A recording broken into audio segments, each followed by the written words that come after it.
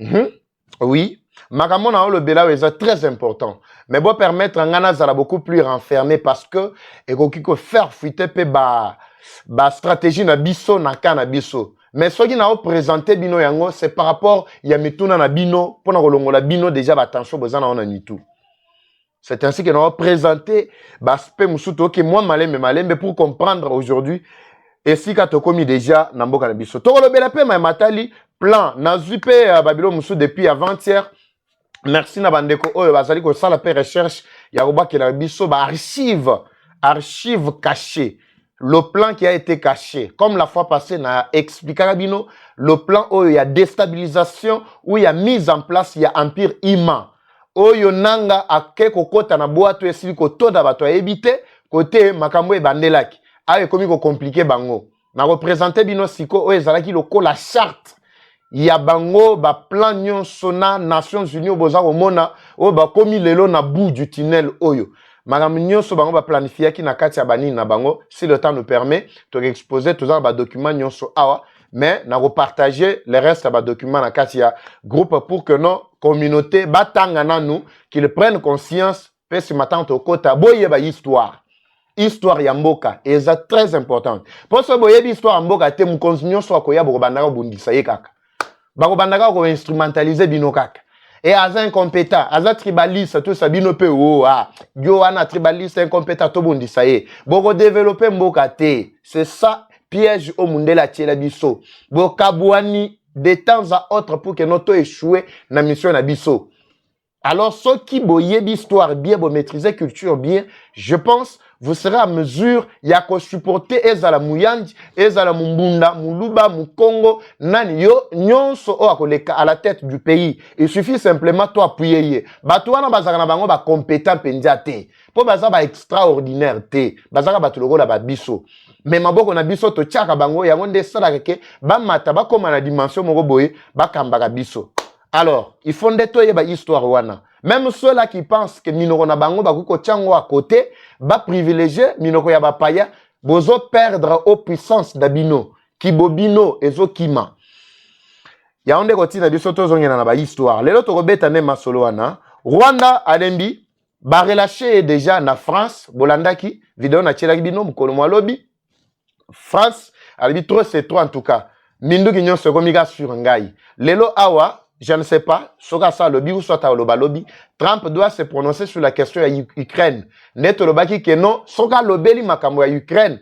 Boye ba que le même traitement au Ukraine à kozua ezali ndenge mona ba biso RDC parce que peuple RDC eza pas agressé na bato na ba terroriste. Ndenge moko na Ukraine pe aza sous agression, ba reconnaître agression à Ukraine, ba reconnaître pe ya RDC.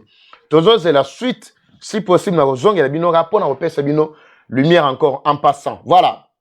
Kagame Azawapi. Akeko Senga, coopération militaire na Éthiopie, na Érythrée. Bagoyeba. Donc, et comme il a déjà presque souka, fait na bango, nde yangwana. Voilà. Bandeko, tozali, ko bandana nuna ateo, ezali très important. Oui, c'est très très important et ils sont vraiment tout le bilan na souka parce qu'il faut expliquer vraiment le contour nyonso pour éviter un peu le glissement. Tozo yokana mamuke awa pendant que to planifier to tia bino ba planification wana ya archive na lobelaki bino banda mukolo wana l'équipe nous aide déjà en même temps ba balandaki biso mukolo malobité ba rafraîchir un peu mémoire muke na bilili oyo simatozongeli. C'est parti.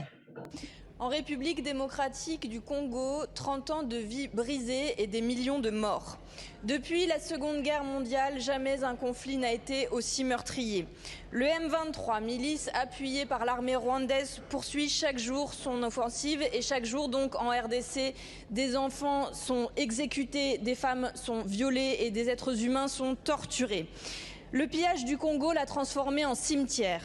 La Commission européenne, complice, a signé l'an dernier un accord pour faciliter l'importation de minerais rwandais. Mais la majorité de ce minerai, Monsieur le Premier ministre, elle vient de l'Est du pays voisin. Le coltan, l'étain, le cobalt, le tungstène, tous ces minerais ont l'odeur du sang. Il faut un embargo pour que cessent les dividendes de la mort et pour que cessent les aventures criminelles de Total et des autres multinationales engagées là-bas.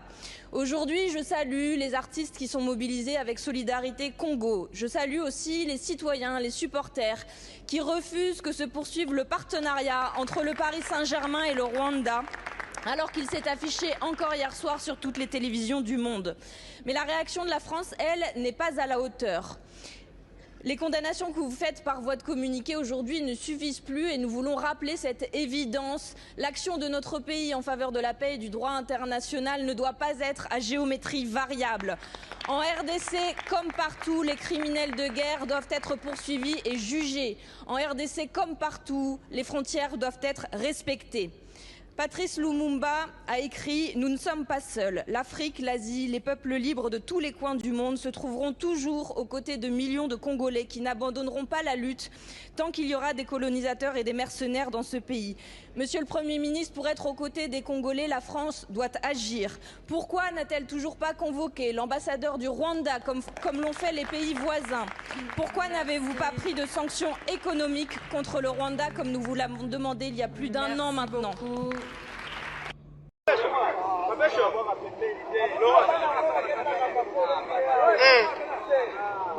Donc ndenge eza boye M23 kanga deja bisaka po inouanu numekwiza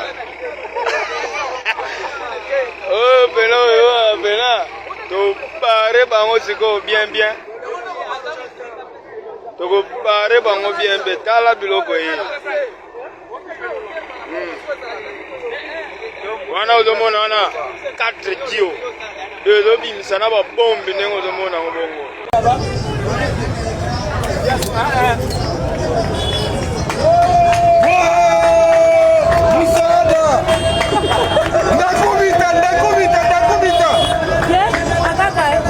Barundi bana. Hapa bako Barundi hapa. Ni Barundi hapa. Barundi bana. Barundi. Barundi. Yewe. Barundi. Hata.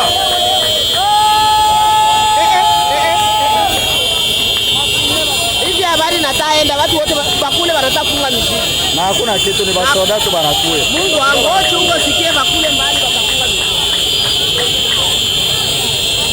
Basoda wanaingizana kalemifne hatuyue banatokea lo wapi beko matenisi beko mateni ya mupya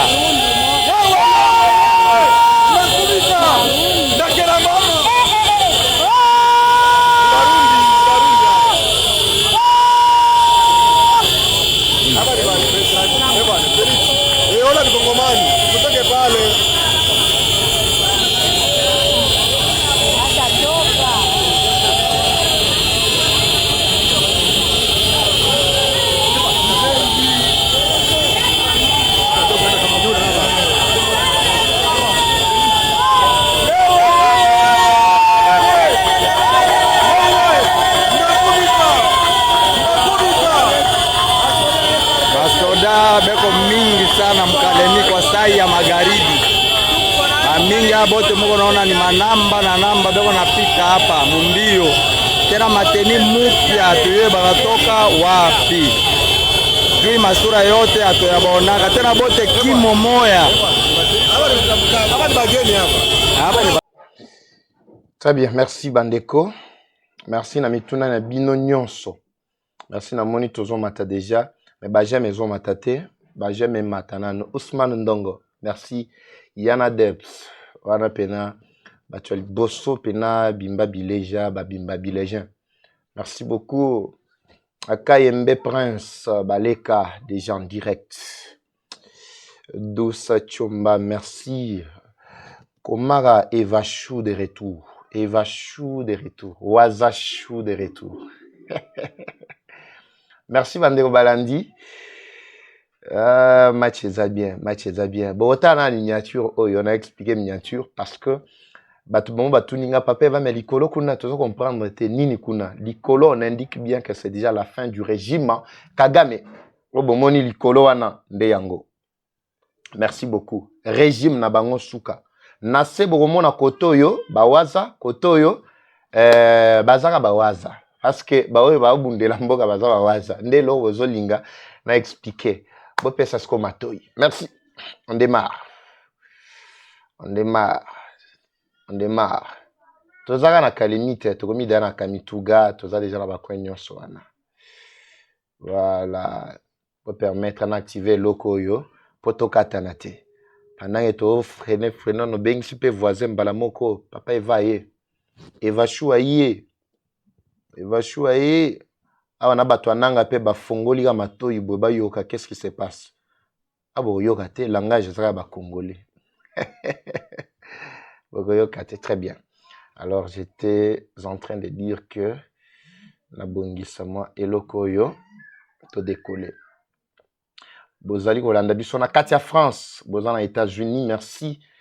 Bozana Londres, Durban, bozana Johannesburg, Canada Mobimba, Montréal, Vancouver, boza partout en tout cas. Merci Afrique du Sud good kolobate ba kwenyonso. Banda pe ko pesa pe voisin mbote pendant que tozolinga to décoller, n'activer lokoyo bandeko pour permettre d'activer yango. Comme ça, to banda match na biso mkolo mwalelo. Bozana Kinshasa, la capitale de la République démocratique du Congo. Bana ONU britannique, bambote belé. Matete choix. Bana kisen so likolo na pesino bambote. Kisen so chou. Bozo bambote belé. Bana changu tongo. Baba linga ba jete. Bana changu tu bambote. Monga fula na zana bino. Vous en faites pas.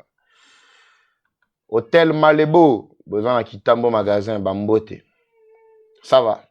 Nous activer loco. Oh, et loco ngoyo négociation ezate te wanate yaonte.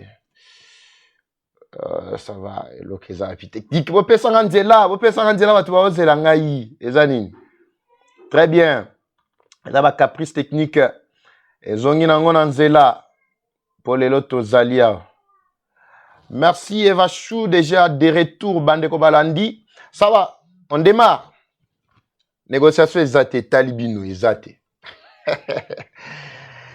Voilà. La République démocratique du Congo ezali mboka monene, mboka riche. Ndena lobaka, une fois, na kati ya bémission awa, la RDC n'a jamais manqué effectif.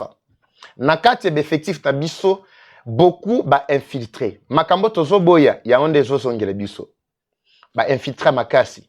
Tozana ba unité belé na kati armée na biso. Tozana ba oya force spéciale. Na pesi yo mbote mon cher place ozali na kati ya Bukavu na otanga kombote. Force spéciale ya makasi, commanda pena poto sniper. Ozui ba mbote place ozali. Je sais que déjà kalamingite match ezo bonga manango déjà. Tozana ba infanterie, tozana ezana ngo ebele na kati wana chaîne, je ne suis pas beaucoup plus professionnel pour que na détailler yango. Tozapena ba réserviste. Réserviste eza ba nani? Réserviste ezali ba oyo bandimi kokota na kati armée, ba sala formation, maintenant ba tindi ba kotisi bango officiellement, ba pesi bango manduki ba kende na ba lié na bango ya affectation te. Nakati ya ba réserviste boza komona tozali na ba héros oyo bazali tongo midi pokwa kokengela mboka na biso soki ba nyangala kata oya M23 bazwi difficulté ya ko percer eza à cause ya ba oyo tozali ko benga ba réserviste ba wazalendo. C'est de ça qu'il s'agit. Ya onena rosola na bino awa boyoka.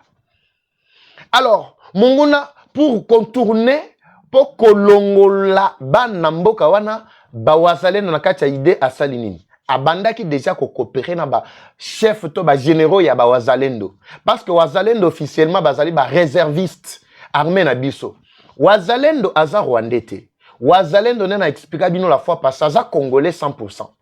Wazalendo aza complètement attaché na mboka na ye akondima mixage te brassage te.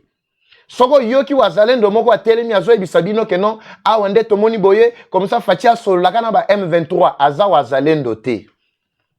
Parce que ma solo soki fatia le bia solo la négociation directe na M23, il n'y a plus rien d'autre que partage, il y a pouvoir mixage, brassage, ndenge, ba salaka la fois passée, ba ya kokota na armée, ba affaiblir davantage armée. Ba wazalendo ba congolais ba wazal suna place te, po bango ba koyana ba pété na bango, ba kokota na kati armée na biso, toko umela kaka na boumbu oyo, pasi yoko suka kana ko silate. C'est ainsi que vrai Wazalendo a kondimagata mukolo moko te négociation directe à M23 na Kinshasa, ce qui na cadre ya Nairobi na Luanda te. Ça c'est clair. Ba Wazalendo ezalinde batu oyo na la kisarabino tongo midi poko ba biso to kumisaka to pesaka makasi ba bazana kati ya kolanda biso ba bazuaka ba décision par rapport ya ba enjeu ba maîtriser mboka bazana contour nyonso. Merci beaucoup Nandeko moko abengaki biso lobi na butu to sololi makambo ebele concernant ba Wazalendo. Soki yo poza na mwa ide moko boyo koki ko pesa concernant ba Wazalendo benga biso. Ko benga biso pona ko yebisa biso teke non papa va mena landi Wazalendo azalanga na Kivu yoka makambo alobi. Alobi ke non nyambi boeza na makasi maboko atel po alakisi ke non M23 azana makasi azokoba et gouvernement azo pesa biso munitions te tout ça. Ko pesa ka ko partager nga ba biloko wana te s'il te plaît ndeko na nga ya mwasi to ya mobali. Il y a des gens là qui roulent pour le compte ya Rwanda ngana kokota na masolo na bangote. Ngana rebetele bino masolo ya ba vrai Wazalendo oyo bomona ki ba brava ki courage. Peur ba kota ki na kati ya Kigali. Na tiela ki bino ba image wana. Boto na oya bino wana so azana makoki ya kokota ko dénoncer ma mazali kokota koleka plutôt na kati ya Kigali azate. Ba oyo ba kotiti na kati wana ba ona batikala ko simba makilate ba o baza kutu atana ba relation de plus près na Rwanda te. Nde bawaza ongana lobelaka aba na kumisaka awa o bomona katongo midi pokwa o bango wana baye basangani bazebele neti bawaza lolenge boy bango ne nazali ko lobela awa na ko lobelaka bawazalendo bango moko te na lobela pe ba vrai pe congolais ba bazana kati talande basangani bazebele basila kate ndenge bazana bango nde basali ke munguna a percé akende te. Bakote o munguna zo kende o bazali ko bebi sabino mitu ko kote bino ba stress tongo midi pokwa na monde ko mo asalinga pe ojo na tongo azolela. Mais papa va yo pesa ka biso ka information ka kote na bino kolobaka keno tala Wazalendo zo kende mais awa na yo kinde ko moko abuchi ko ebisanga keno bakosa ka bino ce qui est vrai M23 azo progresser azo tout ça. Je ne suis pas là. Je ne suis pas là. Soko zana posa kolandaka ba biloko wana landaka etalinde yo. Awe za rendez-vous ya ba congolais tozolo ba vérité bomona ka pena bilili. Moi je passe ce temps là ya koyebisa bino ba avancer ba M23. Bazo avancer ba OK wapi. Finalité na bango eza wapi. Ngai ne munazana ba source na ngana kati ya ba forum na bango o epa wapi ba sololaka. Bango mo ngana yo kaka tindenge balobaka keno atomoni ke tosuki. Bango mo balobaka bongo mais jamais batwana bako yebisa bino ke non awa ba M23 balobi ke non basuki ngana yo kaka bango na kati ya coulisse na ye awa siko netandodike pona ko yebisa bino ce qui se passe na kana bango ndenge baza ko swana te tokende Kinshasa te yo za suke tokoma Kinshasa kutu awa na kisangani awa sangani eza ville munene omoni batwana ba compliquer biso vie ngai na yo kaka makamu na bango awa ana zolo ba baza kati ya kokamwa medio oyo ayoka biloko wana ndenge nini. Alors, bah avancer, soit disant, bah keibo et tout ça. Moi, je ne suis pas là. Pour na ibi finalité na bango. Et là, quoi, ça n'a pas c'est ça que pour bazo boma. Ne lo quoi, ça n'a pas si à un moment. Pour, je ne peux pas supporter na mon bande ko na ngai. Eza na Goma, na Kivu, eza na ba village, musu soyo, ba nyangaraka to na bazali. Na mona bango bazo kufa, bazo nyokoma. C'est ce qui me fait mal. Mais quand je réfléchis, nazo ta la plan na bango, nenge bango moko déjà ba planifier ngo basuki, nenge bazo la kisa. C'est ce qui me réjouit. Pourquoi? Parce que ils sont déjà presque au bout du tunnel. Ils n'iront nulle part. Et d'un autre côté, je vois aussi les avancées de nos vaillants héros, les Wazalendo, et la réorganisation que le gouvernement est en train de mettre en place, une collaboration meilleure entre les Wazalendo et le gouvernement congolais. Et quand je vois ça, ça m'enchante, ça me réjouit. C'est pourquoi je vous partage la même joie, Bandeko. Bipa bien sobozwani. Il y a quelqu'un qui m'appelait qui a dit papa Eva awa tozolo ba biso kutu tozo kokate po mangamna biso nyo sezaka na Congo kuna malgré tozali banda musika place tozali mais nous regrettons chaque jour tongo ni dit pourquoi. C'est pourquoi bah mission il faut partager au maximum avec Bandeko tous ces gens là qui le suivent des vérités awa. Batika Rolanda batu ya lukuta wana ne bazo kosa kosa. C'est vrai que Munguna nous a envahi. Munguna koti na kanabiso. Mais biso de notre côté, on n'a pas fermé aussi les yeux, on n'a pas fermé les bras. On est en train d'agir d'une manière ou d'une autre. Le gouvernement fait sa part. Ngana kota na part ya gouvernement te. Ngana za na part na nga o na za ko sala. Yo pe place ozwami ozape na part na yo. Comme le Wazalendo mo abenga kinga lobby o na lobby tosoli na 40 minutes. Il a dit ici c'est ma part, ma contribution, Papa Eva. Moi je pense ceci de Wazalendo. Je pense ceci à pesi contribution naie, à pesi makanisi naie. C'est comme ça qu'on réfléchit. Alors ne me poussez pas d'aller nakan Yamunguna, je ne sais pas. La presse entre la manipulation ainsi que le patriotisme. Moi j'ai choisi le patriotisme, un point très bas. Somme toi sepeli na makambo tozo salate na ebisa bino ba miswe zape belé bolanda pe batuana bolanda bango boku faka ba stress na bino boku fa kutu avant Tshisekedi na ebisi mutumo wana bi yo suka ko kenda avant kutu Tshisekedi avant Tshisekedi. Voilà. Alors, j'étais en train d'expliquer que les réservistes na biso ba Wazalendo, ils sont en train de faire un travail impeccable, en train de s'organiser. Maintenant, qu'est-ce que l'ennemi a fait? Le Rwanda a créé sa milice, sa troupe, qu'on appelle aussi abusivement Wazalendo. Mais il ignore au moins les contextes, le contour, le mot Wazalendo, c'est que cela veut dire. Les Wazalendo que Kagame est en train de critiquer Tongo Midi, pourquoi? Il dit non, c'est ce qu'il a ramassé une milice là, qu'il a formée, qu'il appelle Wazalendo, Wazalendo. Mais aujourd'hui, Wazalendo devient maintenant quelque chose qui doit plaire au Rwanda pour que Rwanda crée aussi Wazalendo naye.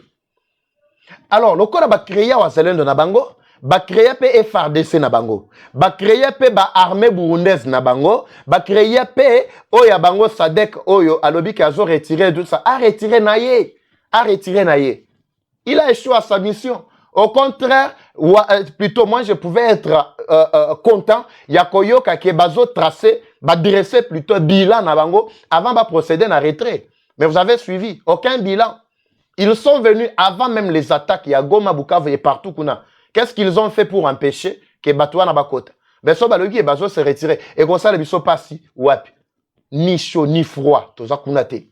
Alors, Batouan na Rwandais, comme ils sont forts na kati ba infiltration, ils ont créé ba unité nyonso wana. Ba créé, ba sorte ya batu nyonso. Même les mercenaires, soi-disant. Oh, bon, monaka, ngoma, azali ko présenter, azaka mutuna bango, batuna bango, ba créaka.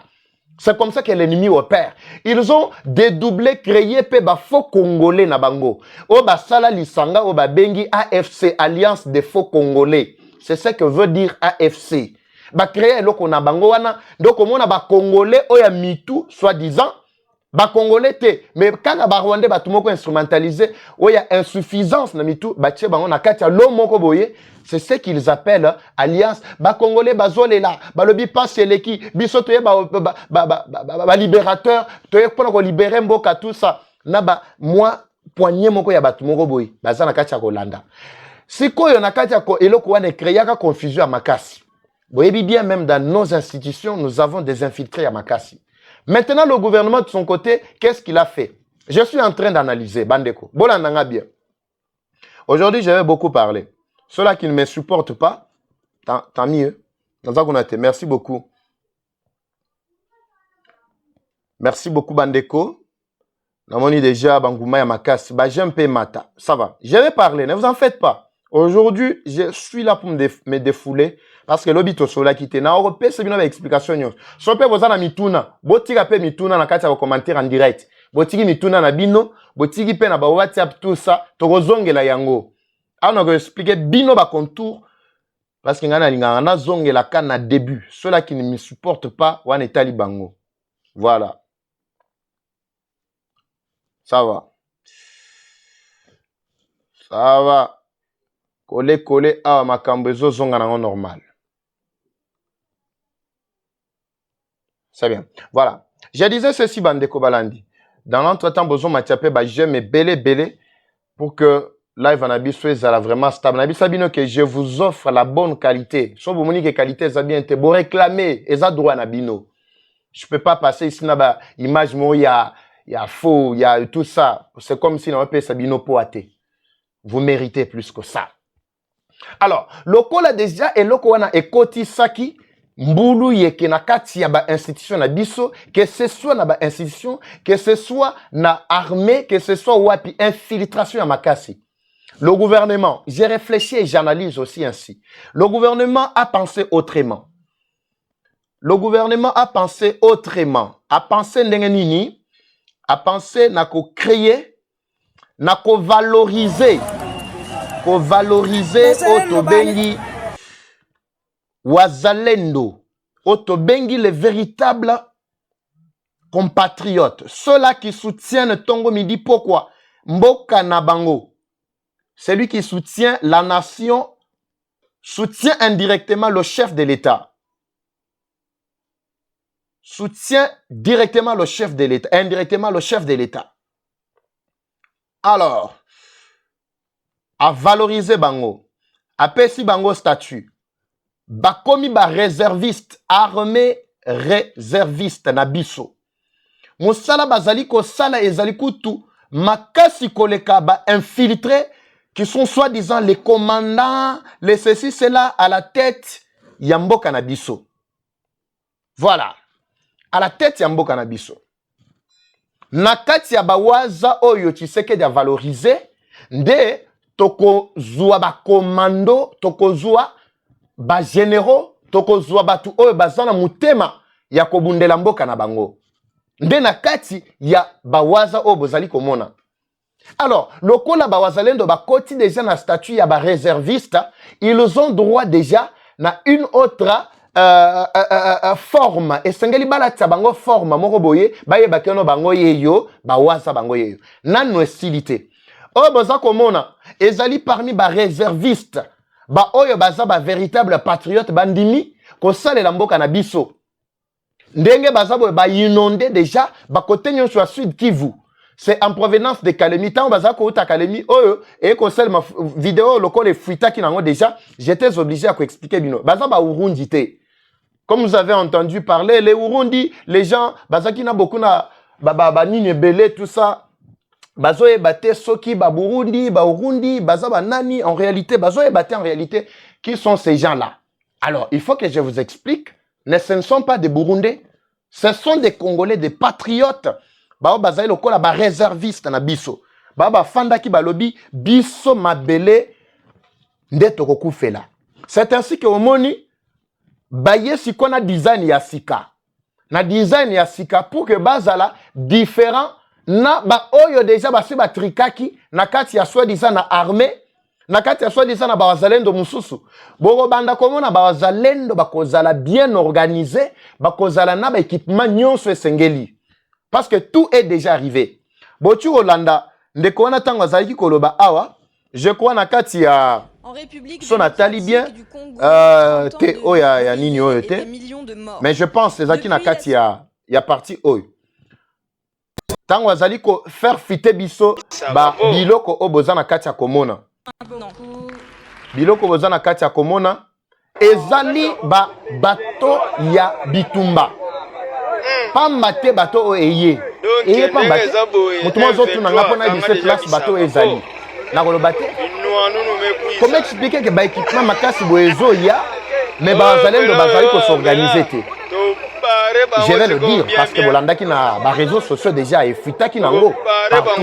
Boyoka qui déjà qui entretien salemaki entre présidence ainsi que bande konabisa ba wazalendo. Mais na kopesa bino contenu ki René salemaki ya bakasi. Ba bazana kati ovira ba yebi makambo na zoloba. Ba yebi nyonso ona za oloba. Vous comprenez?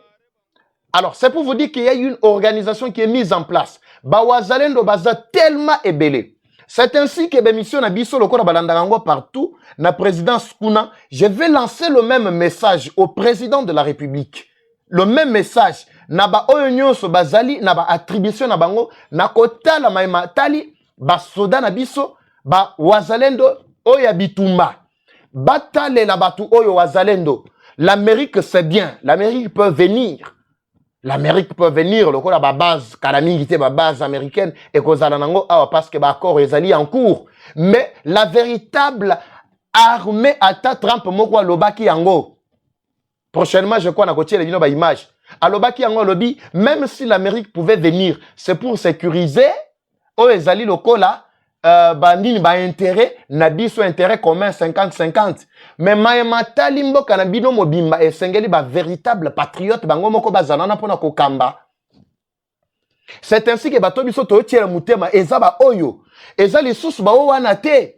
Pona kati ya ba wana tokokuta bandeko ya Wilingoma bazali, tokuta bandeko ya Bisimo bazali, tokuta bandeko ya Nanga bazali, batu na bango nyonso ba collaborer na bango bazana kati ya ba wana mususu na kotanga te. Mais ba oyo bomoni oyo c'est l'espoir ototikali nango ya mboka oyo. Po bazana place mususu ko kende te. Mais ba mususu monaki ya Libumu, ba corruptible nyonso wana bazana ba résidence na Kigali, bazana ba résidence na France, bazana ba résidence au rotala ba numéro na bango, ezaka numéro à étranger. Mais jamais kokuta wazalendo ya boye na numéro moko ya étranger. Tango mususu ayebi attaquer passeport ezalaka ndenge ayebi yango te. Nde batu o esengeli to valoriser. Tu sais qu'il y a comprenant déjà eloko oyo. Mais nazo senga na ba oyo nyonso bazo tout autour de lui. Ezala ba oyo chargé à sécurité, batale la mingi nde batu oyo. Batu oyo nde armé na biso oyo ko garantir biso sécurité partout. Oyo ko sala ke nanga pakata mangu lokola déjà azoko kate. Na ebisa ki bino jour wana na betali solo ya ndeko mwasi moko. Akutana ki na militaire moko ya Rwanda. Bazo solo la, militaire wana Rwanda zo ebisa eni. Azo ebisa a lobby, mais pourquoi batu oyo bobenga bato d'abord ba wazalendo bazaba nani? Bato ba wazalendo bobenga ka wazalendo tout ça bazala ka banani réellement. Nabite so Zolanda. Skotango bazo kota na kati ya muzindo. Maman nazo expliquer atuni ye militaire atuni bongo po nini? Abi non. Ba wazalendo bazaba tuté. To saliman so poto convaincre bango na mbongo to corrompre balinga tamukete. Mais on a vu les quelques-uns kati na bango lokola ba chef na bango moko boy tout ça balinga ki bandi mais metongoni ka net ba ondi mambongo na pa ko ko kima biso na mbongo mais bazolinga ko fungoela biso nzelate. Wana soda wana ya Rwanda zo ibisa mama wana. Nazaka na audio wana. Je crois peut-être prochainement au tchela bino yango. Abi a regretté mingi. Abi bakangeli bango kadena bazoka kolekate. Mais bango bakantia kike ka ba wazalendo o ya nini ya Sud Kivu bakote wanande bazaka kokangela bango blocage. Non. Même les wazalendo de Maniema, les wazalendo de Kalemi, vous les avez vus là non? Vous les avez vus? Les wazalendo de Kalemi, ils sont où? Même de Kalemi et belé batondi wana. Et belé balobi ici c'est la patrie. Et belé batondi wana. Bazé belé bazana katia komata. Ils ne font que venir, ils ne font que remplir. Moyen de corrompre bango ezate. C'est ainsi que bakomi ko pesa bango image mususu o ekoki ko honorer bango. On est en train de mettre en place le nécessaire pour na bango et tout est déjà presque mis en place. Et ceux qui restent ici, bokoyo kakamba la moko to récupère. Biso tant to ko retirer bamboka wana et ko zala kutu et ko beta nango lokola bango ba beta kité to ko bomba batute ya biso bato bakufa te. Au contraire, bangonde so bao bakoki matende bakufa. Po kala mingi te. Mama Françoise Josana Katia Bukavu. Na ebi sakabino de temps à autre. Bo landaka makamba banguna wana te. Libération ya Bukavu, ya Goma, ya Baville wana, c'est déjà imminent. C'est déjà imminent. Ah, on a écouté bino te mukolokoya on a ko telema uniquement pour na côté bino na matali kondima. Pour na zomo na batu bazana kondima moko ya mayobo. Muke bo balembi par rapport ya obazako yoka et pas batu mususu. Mais awanga nazo bisa bino vérité de tout ce qui se passe parce que tomoni déjà finalité ya makambo oyo. Omoni muto asa tala déjà film tina suka soka ebiso ko non acteur akufa tendi melaye. Lokola kondimela biso ezaka mwa pasi c'est ainsi ozomona batu mususu bazoko kate. Soko zana mutu moko zana pembeni bozo tala ne film mais yazo ebisa yo déjà finalité ya film ndenge kozala ndimela ye. Les wazalendo sont plus que déterminés et organisés pour na mener ba front nyonso pe bazana kati ya ko mener a ba ebisa bino jour wana nyabiondo na biondo na maboko ya M23 aleki azo percé awa komi déjà na monté à makasi vers Walikale et ndenge tozolo baboye papa eva tout ça. Est-ce que batona bakozwa courage à kozongela bino koyebisa bino keno soki siège na kati ya Nyabiondo bazaba wazalendo na tongo awa? Est-ce que batona bakoyebisa bino bako réunir courage on koyebisa bino bongo? Eza mutuna. So yebi ba media na bango. Contactez bango bacha pe numéro. Yebisa bango mais bino yebisa biso que non wazalendo ba occupé déjà Nyabiondo awa bazo kende bakomi déjà na balekaki bakote nyonso na tout ça be. Yebisa bango soki bakozonga na tongo avec tout courage ko yebisa bino si réellement na minute Nyabiondo eza na maboko ya M23. Mais boyoki que M23 baleki déjà Nyabiondo baza déjà au-delà non? Ba okende vers Walikale. Ne ba information bino lingande yangwana. E ba okende Walikale akala mingite bakote Kisangani e Maniema déjà awa tout ça bazo ya Kinshasa o babiso tokufa tout ça. Bon ça la calcul il y a place au ba M23 baleki laki. M23 c'est un groupe terroriste, ce n'est pas une nation. Groupe terroriste a formé ba militaire le Lenge Boni, a quoi formé 10 000, 30, 50 000 ne sera jamais en mesure y a quoi envahir la République démocratique du Congo. Retenez ça. Nous sommes plus de 100 millions. Plus de 100 millions. C'est quoi yo yayo kondi mezandeni. Yayo kondi mezandeni. Ba sakana ki mingi ba côté ya Goma Bukavu parce que bazwa ki batuna bango ba pesa ki bango nzela. Ba côté nyonso bazo kende na eza cimetière na bango. Bazana kati ya kota na cimetière. Ils sont en train de creuser leur propre tombe. Et Belé sont en train de mourir là-bas. Des fois je viens ici, je vous présente certaines images. Au moins, nous avons une image à Bibembe. Papa, va t-il une image à Bibembe? D'abord, l'image à Bibembe, on a pour nous. Vous savez quel risque vous allez nous courir. Pour nous comme place, oyo babomaki batuana pour nous une image à Bibembe. Continue de la rabiso. C'est pas facile. Si on a une image que nous bakufi ebele, bakufi pe bazana kacha kukufa tozolo ba. Ma bele nyo sweza ma bele konyatate.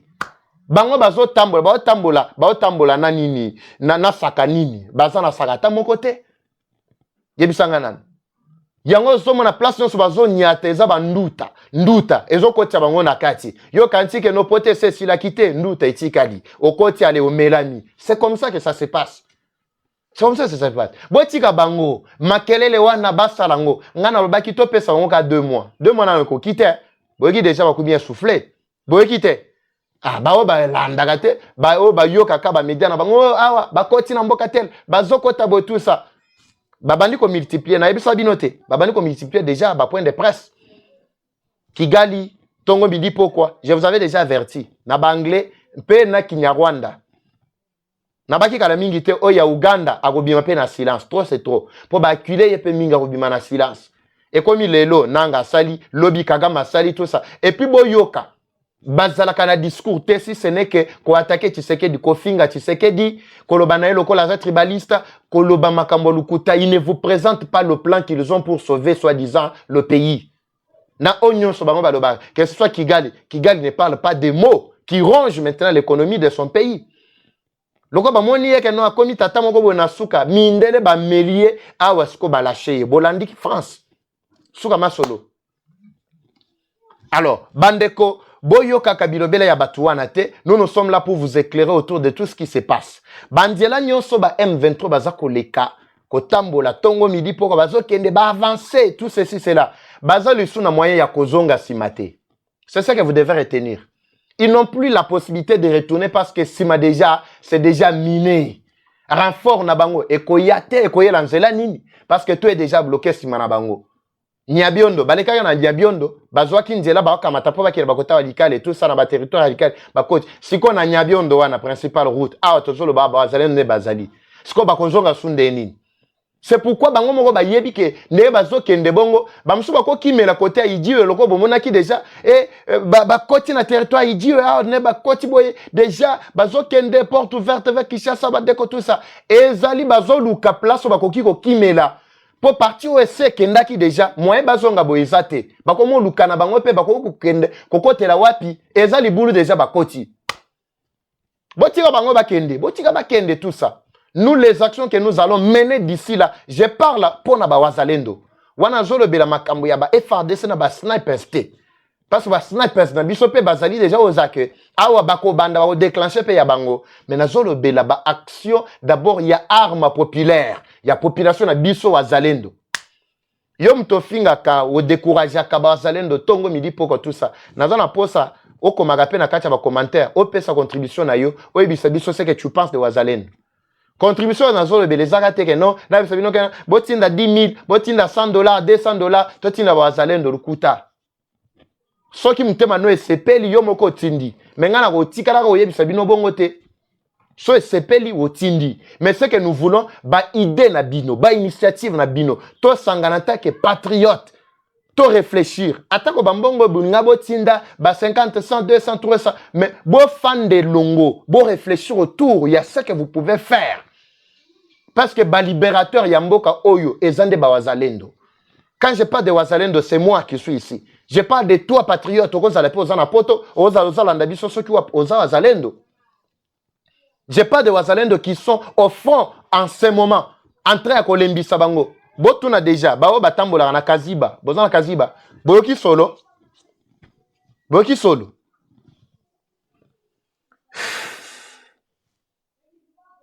Le silence de Dieu ne signifie pas son absence.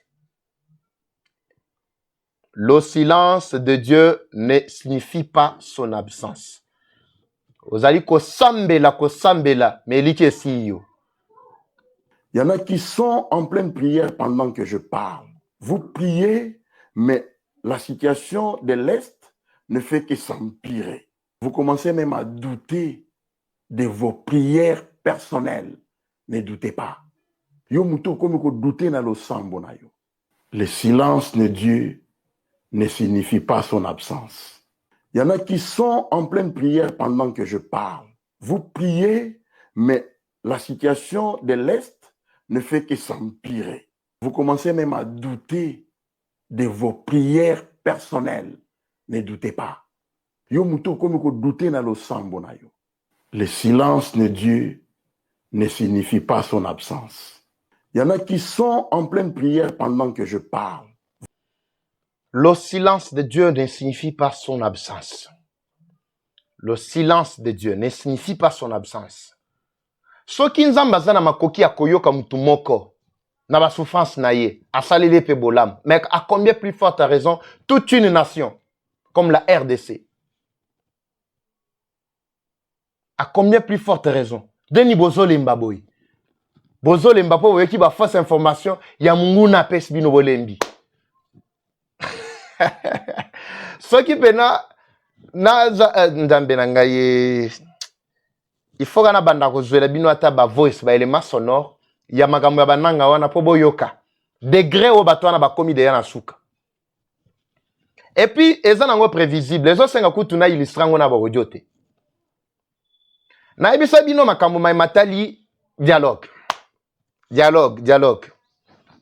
na lobela ngo plusieurs fois. Ah, na zolo be sous dialogue te. Na yo pesaka moi nini mo muke. Ma matali dialogue.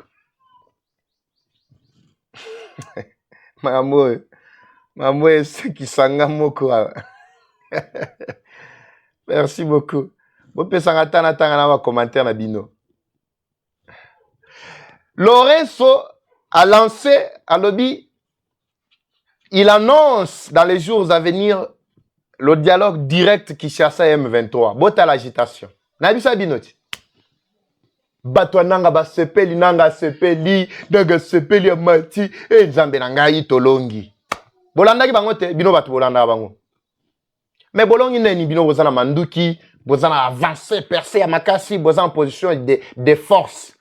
Mais beaucoup mo lugali susu dialogue ya nini parce que bino ne bomimaki manduki. Muto amemi manduki c'est-à-dire il y a un langage de minduki esili, aibi langage de diplomatie te, ala pour ça kimiate. Ce qu'on a le sous dialogue, il y a niom to memaki manduki.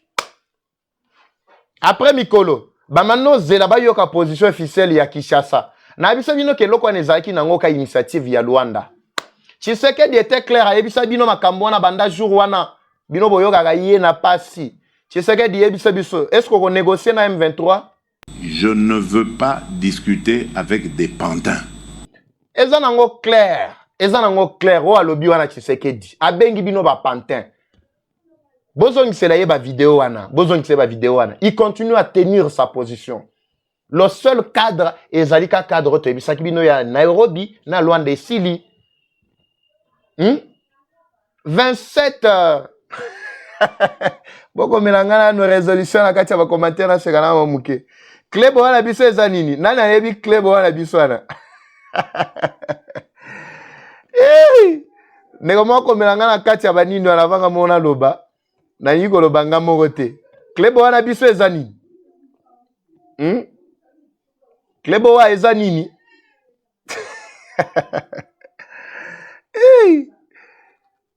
Apparemment bola ndanga te, bola ndanga na retour.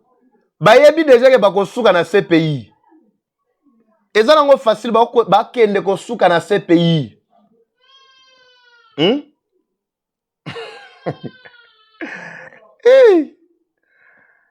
Zambela ngai.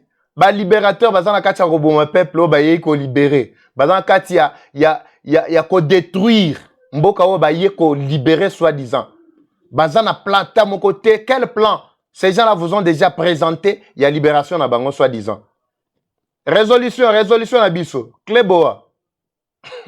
En dehors, il y a cadre wana toza la mususu te, merci beaucoup. 27 bitumba. Déjà, moni résolution Mathiao. Bandeko, na ebispino ke le seul cadre Kleboa etikali yango wana. Bota na kati ba commenter bomoni déjà ba na mboka ba matcha déjà ba commenter na kati ba maîtriser déjà résolution wana. Et si li nde suka masolo nde yango wana. Suka masolo yango wana. Bolingi ni lisusu. Zambela ngai. Rwanda sollicite maintenant la coopération militaire avec l'Érythrée. Na Éthiopie. Kleboa ezo matawa, ce pays ezo zela bango. Bobe okantia ki Karim ayaki wana ayaki pamba, ayiko sala tournée marche de santé na Kinshasa, ou bien tournée d'évangélisation. Boroyeba. Merci beaucoup. Ah, Enis Coiffure. Salon mix Enis Coiffure. Ah, mon apôtre Tango. Ah, France. Merci beaucoup. Namonio déjà en quatre commentaires. Merci beaucoup.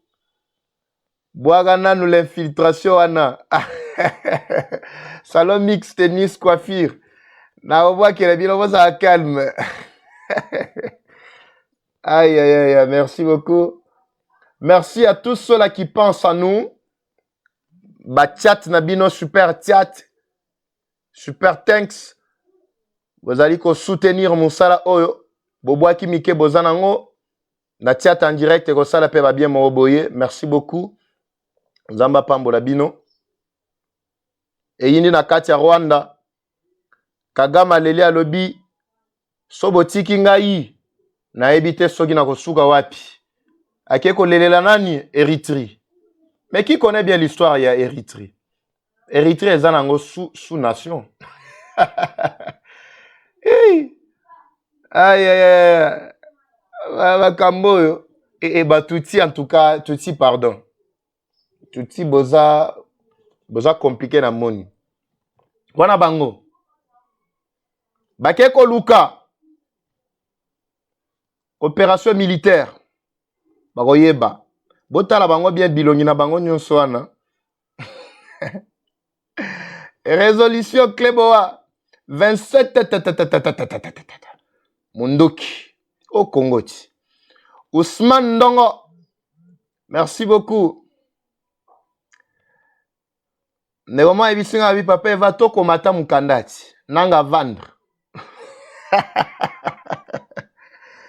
Hey. La mise en pratique, il y a résolution Oyo. C'est ce qui est en train d'effrayer maintenant la France tout entière. La France de Macron, c'est déjà un pouvoir finissant. Un régime à l'agonie. France. J'aimerais que vous complétez Mme Nazoloba. Tout ça, la complémentarité, mon boy. La plupart de ceux-là qui sont dans la France, ils savent déjà à quel point Macron a connu déjà na souka. Bayebi yango bien. Mais Macron, nakoyebi sabino pourquoi Macron a lâché directement Kagame. Et je vais vous dire, c'est que Macron cherchait d'abord ezalaki intérêt naye. D'une part, intérêt naye ezalaki protection ya biloko naye. Je parle bien de l'entreprise naye oya Total nakatia Mozambique. D'abord, principale protection, to principal motif oyo ezalaki kosala keno Kagame azalaka et plutôt Macron azalaka ka zinga azalaka sele kole na Rwanda. Et là, il y a un Yami Balé, ezalaki intérêt accès ya France par l'intermédiaire ya Rwanda. Na kati ya mboka na biso pour na kozwa minéraux. Minéraux wana nde ezalaki ko faire placer yé parmi pe cette azaki na 5e position ba glisser aza attention le ba na 8e position na kati ya ba décideur ba o bazana ba arme nucléaire ya monde. Yaye oboyebi wana ezali ancienne technologie mais actuellement azana kati ya déclassement. Alors, il ne pouvait pas lâcher la RDC. Ce qui à côté la rapporte ya munene na RDC a kokaki kolongate. Engaki pesa moi ambiguïté d'une part zo collaborer na Rwanda, d'autre part na RDC. C'est ainsi que vous avez comme on a ba flatterie na ye na kati ya Congo. Nous soutenons la France a été toujours du côté de la plutôt de la RDC, de ceci de là, mais on ne peut pas soutenir Mbalamoko zo soutenir l'ennemi et puis on zo soutenir en même temps victime. Et quoi ça les mater. C'est ce qui s'est passé. C'est la honte qui était en train de se porter sur Macron. Alors, Le Pen, Marie Le Pen a compris que déjà Lokowana. C'est pour cela que vous avez vu, la plupart, il y a des Congolais. Bao Bazana Katia, France, Belgique, quand ils se mobilisent, ils attaquent directement même la personne de Macron, qui est faible, qui est rien, et qui a créé même le chômage, le taux de chômage dans Katia, France et Mati. Les Français peuvent me compléter ou soit me contredire. Oh, merci beaucoup. Oh, Josued. Thanks. Zamba Pambola, merci beaucoup. Josued. Tout le monde dit déjà, moi, 10 euros et koti. Et ça, on a 10 euros. On a 9, quelque chose. C'était 10 euros. Zamba Pambola, vraiment. Merci beaucoup. Bandeko, soutien à ma casse déjà. Bossa l'appelle au col à Josued. Et ça l'appelle bien mon boye. Zamba Pambola, bino vraiment. A Pambola. Joyce, Josued. Merci beaucoup. Just world, all right. We are the world, in the world. How we world. This is how we world. Monde na biso yango ya Dios. Merci beaucoup Nzamba Pambola yo. Nzamba Pambola. Bandeko ba français bo matissa, bo confirmer si réellement ce que j'ai dit. Ezali koko tapé na kati wana. Merci beaucoup. Bo ça l'appelle au la Dios. À la qui vraiment qui patriote na yangoana, Mike na koti déjà. Merci Nzamba Pambola yo, tout ça. La France, lâche qu'elle était, ne pouvait pas accepter d'abandonner Rwanda aussi longtemps qu'Azalaki n'a pas intérêt dans la Katia Mozambique. La France a déployé militaire naye na Katia Afrique presque bakwe nyonso. Mais n'avait pas vraiment pepe bakwe nyonso te. Na le bela bakwe ou Azalaki ko régner. Entre autres, ceux-là qui me suivent, là, permettez-moi de glisser un tout petit peu en français, mesdames et messieurs, pour permettre aussi à nos amis qui nous suivent aussi dans la partie ouest de l'Afrique de bien capter, et surtout les pays de l'AS. Voilà. La France régnait au Mali, la France était au Burkina Faso, la France était au Niger, était presque partout où la France sécurisait ses propres intérêts. Mais vous avez vu, c'est que ces pays-là étaient devenus juste après avoir chassé la France. Ce sont des pays qui sont devenus indépendants. Aujourd'hui, j'apprends qu'il y a un autre pays, si je ne me trompe pas, il s'agit de quel pays? Un autre pays qui vient aussi d'adhérer aussi à l'AS. À cause du leadership et la prise de conscience de ses dirigeants. Comme je vous invite aussi, vous, les peuples congolais, à prendre aussi la même conscience pour comprendre que Mabele Nabiso. Alors, dans tous ces pays-là, partout où la France est passée, les pays-là sont devenus aujourd'hui, après les avoir exploités, sont devenus maintenant des machins qu'on peut jeter facilement à la poubelle. Regardez la Somalie aujourd'hui. Regardez Kadhafi aujourd'hui avec Tunisie. Et plutôt Tripoli, capitale de Libye. Regardez partout là. Vous allez voir ce que ces pays-là sont devenus. Alors, ce qui est important pour nous ici, c'est quoi? la France pouvait tout faire pour sécuriser ses intérêts. C'est ce que aussi Rwanda deviendra demain. C'est pourquoi j'ai parlé de la fin du régime Kagame complètement. Kagame a été sucé complètement par la France. La France qui sécurisait ses intérêts dans Mozambique a accepté que, en collaborant avec Rwanda, que le Rwanda puisse affecter ou envoyer ses militaires dans Mozambique. Je vous avais montré même ces jours-là. Comme on a déjà découvert combien le Rwanda, c'est un pays agresseur, un pays bizarre, bidon. Bon, la vidéo n'existe pas, la technique ne nous a pas aidé. Vous avez vu l'autre fois comment la population à Mozambique n'a qu'à kobenga na militaire rwandais. C'est ainsi que la France soutenait à temps plein Rwanda. Vous avez suivi même Ndekomoko, député au Alobaki, il y a Union européenne. Qu'est-ce qu'il avait dit? Il dit, en tout cas, c'est absurde. C'est absurde de notre part. Comment pouvez-vous croire que on peut résoudre le problème Yabitumba na Congo pour na kotinda ba militaire na kati ya Congo soit disant ba kende ko sécuriser, mais en même temps vous renforcez encore. On parlait de la France. La France a renforcé encore la coopération militaire entre Yena Rwanda na ba M23. Bopesi ba tumanduki et après boye ko lobake no to tinde biso ba soda na biso po ba ko bundisa bino. Là on ne comprend pas ce que vous êtes en train de faire. Alors, comprenant déjà les jeux que jouait la France dans tout ça comme une pièce maîtresse. C'est ainsi que la population, le peuple du monde entier, je parle même des députés européens et qui sont là pour la cause de la République démocratique du Congo, à qui je rends encore hommage. Les héros qui se sont décidés jusqu'à ce que la France se retrouve aujourd'hui au bout du tunnel. Et la France en plein... J'aimerais que vous suiviez cet extrait pour ceux-là qui nous ont peut-être pris en cours de diffusion. Suivez un extrait juste de 3 secondes seulement, et plutôt de moins de 2 minutes. Et suivant, nous allons encore développer.